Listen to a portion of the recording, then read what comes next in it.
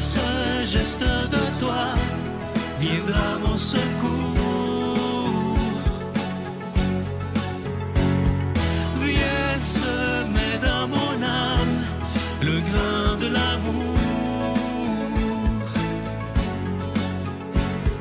Je traverse un désert et je meurs de soif.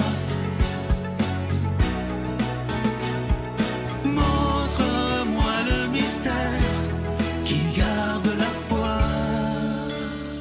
Bonjour, bienvenue à votre émission La Victoire de l'amour en ce jeudi 16 janvier 2025. J'espère que vous vous portez bien chez vous. On rejoint tout de suite pour sa chronique Martin Larocque et à l'homélie, ce sera le père Michel-Marie de Paris.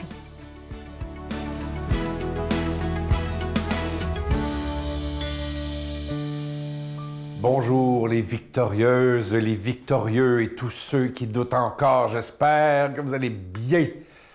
J'espère, sincèrement, j'espère que vous allez bien. Ce matin, je veux parler des vieux.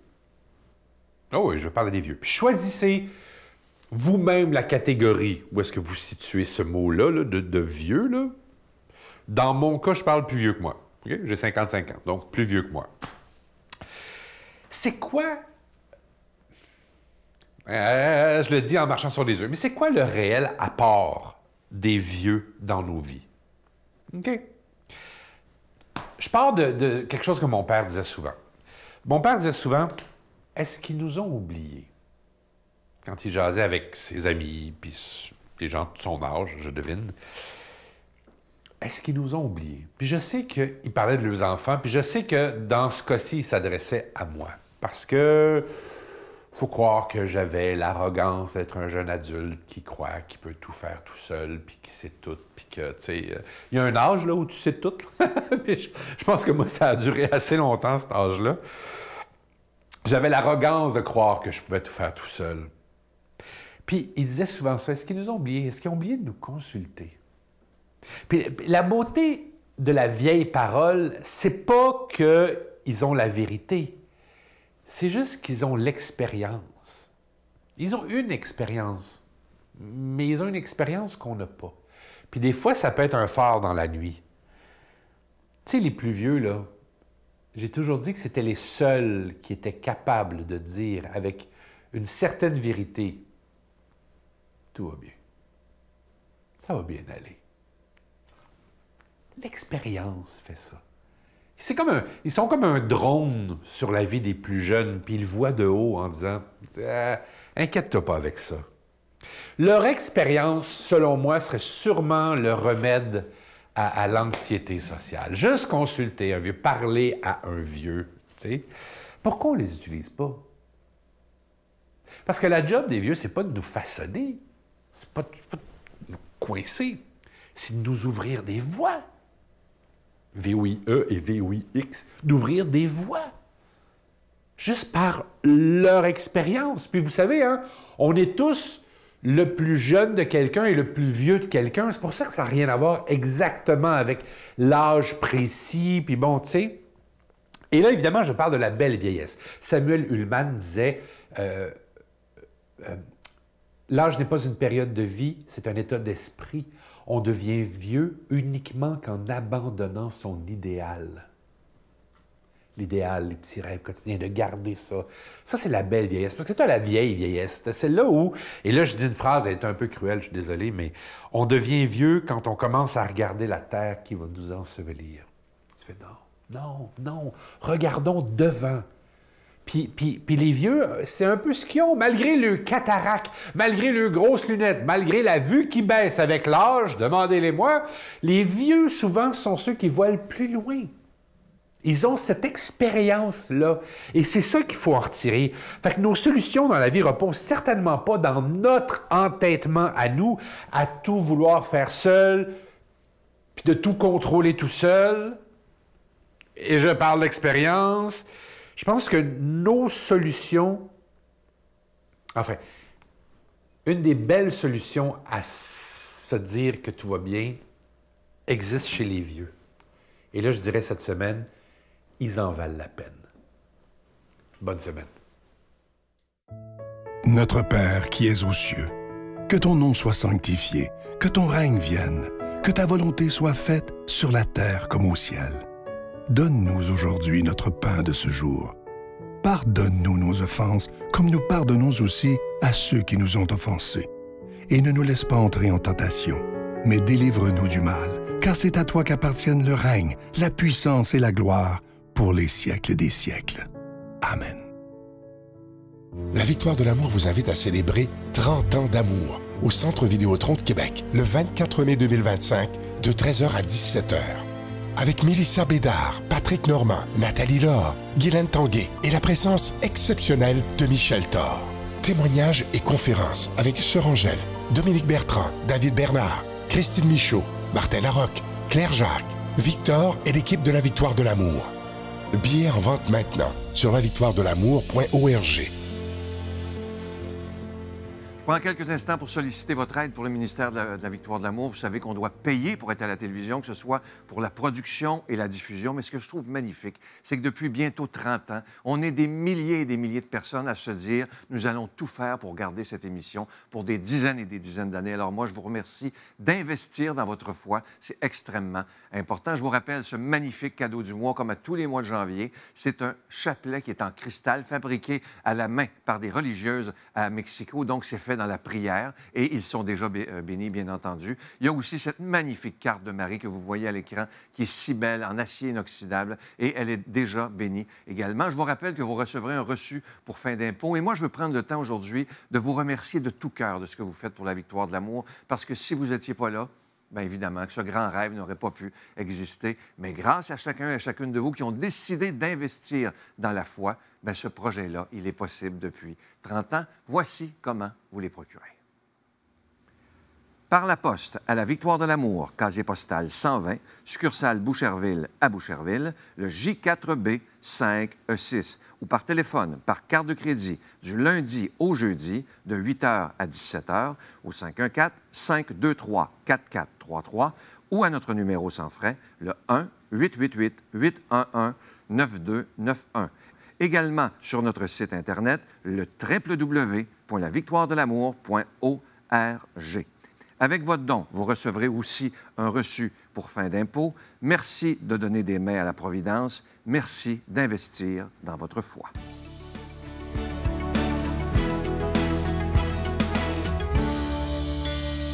Mon Dieu, donnez-moi la sérénité d'accepter les choses que je ne peux changer, le courage de changer les choses que je peux et la sagesse d'en connaître la différence. Amen.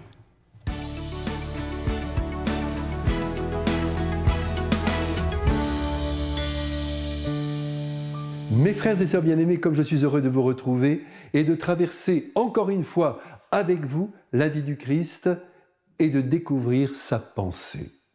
Mais vous savez heureusement que l'Évangile n'est pas qu'un recueil de sentences empreintes de sagesse. Non, l'Évangile, c'est Jésus vivant qui nous entraîne sur les chemins d'Israël et qui nous montre par sa propre vie comment nous devons nous comporter durant les années qu'il nous reste à vivre. Aujourd'hui, nous sommes à ses côtés, nous marchons près de lui, quand soudain, un lépreux jaillit du bas-côté de la route et se jette à ses pieds en le suppliant de le guérir. Ne perdons rien de cette scène, elle est essentielle. Faut-il rappeler que les lépreux étaient exclus de la vie sociale? Se sachant porteurs d'une maladie contagieuse, ils se tenaient loin des villages et ne communiquaient avec personne. Comment donc ce lépreux s'est-il permis de s'approcher du Christ et de ses apôtres? Eh bien, c'est très simple. C'est parce qu'il savait, mais comment? Je ne puis vous le dire. Il savait que Jésus n'était pas du genre à se protéger du mal, car celui-ci n'a qu'une chose en tête et dans le cœur, accomplir le bien avec tous les risques que cela suppose. Aussi, il y a pour nous tous aujourd'hui une leçon à recevoir. Ne cherchons pas toujours à nous garantir de tout mal en restant dans notre coin. Prenons quelques risques, si le bien l'exige bien sûr. Je me souviens pendant le Covid d'un père de famille mourant à l'hôpital et de son fils tellement malheureux de ne pas pouvoir venir le retrouver parce qu'on lui avait interdit l'accès à sa chambre.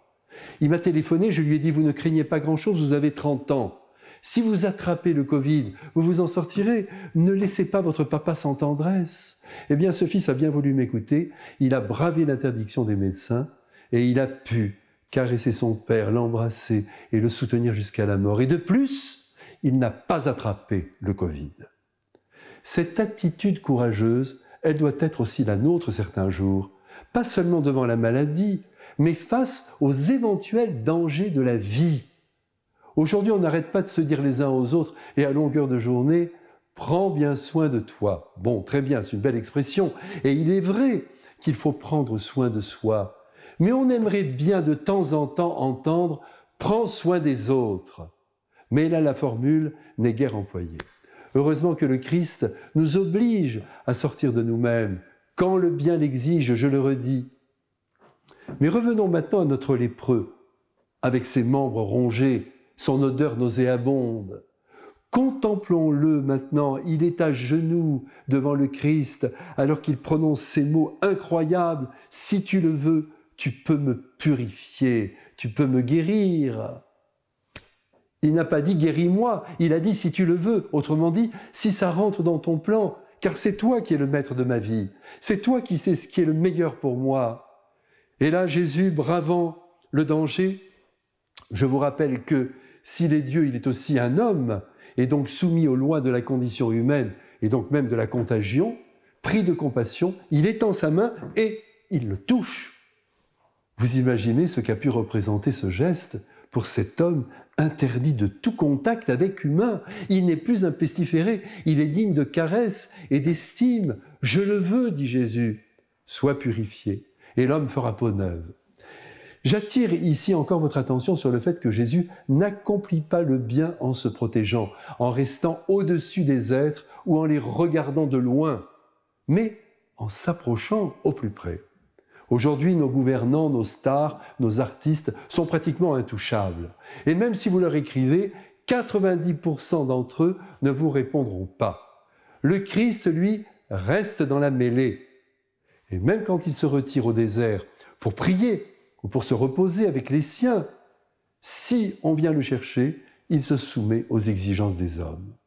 Autour de nous, les lépreux en tout genre ne manquent pas, je ne vous apprends rien.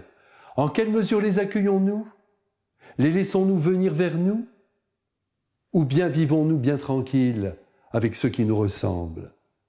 Que Jésus rééduque notre cœur, qu'il le dilate et lui donne des ailes et du courage aussi, pour aimer qui est exclu. Voilà l'essentiel à vivre.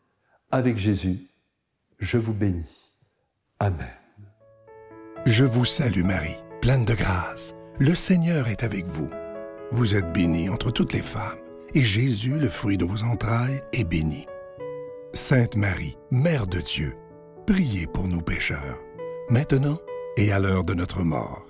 Amen.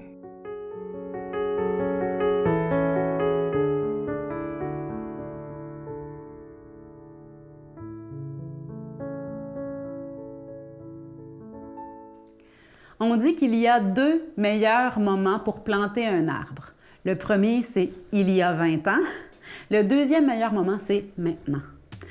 Et c'est pareil pour la grâce de Dieu, hein? Dans le passé, elle est peut-être passée, la grâce de Dieu, bien sûr, il était là. Mais aujourd'hui, c'est dans le présent qu'il se trouve. Il ne se trouve pas non plus dans l'avenir. Il y sera, assurément. Mais si on veut goûter à sa présence, expérimenter sa tendresse, son amour, c'est dans le moment présent qu'il faut le chercher. Donc, entrons à l'intérieur de nous-mêmes aujourd'hui pour trouver cette tendresse de Dieu. Bonne journée. Alors, ça brisait ma moelle épinière à 2 niveaux. Au niveau cervical, au niveau du cou, là, et au niveau du milieu du dos. C'est par ta grâce que je peux m'approcher de toi. C'est par ta grâce que je suis racheté. Tu fais de moi une nouvelle création. De la mort, tu m'as sauvé par ta résurrection.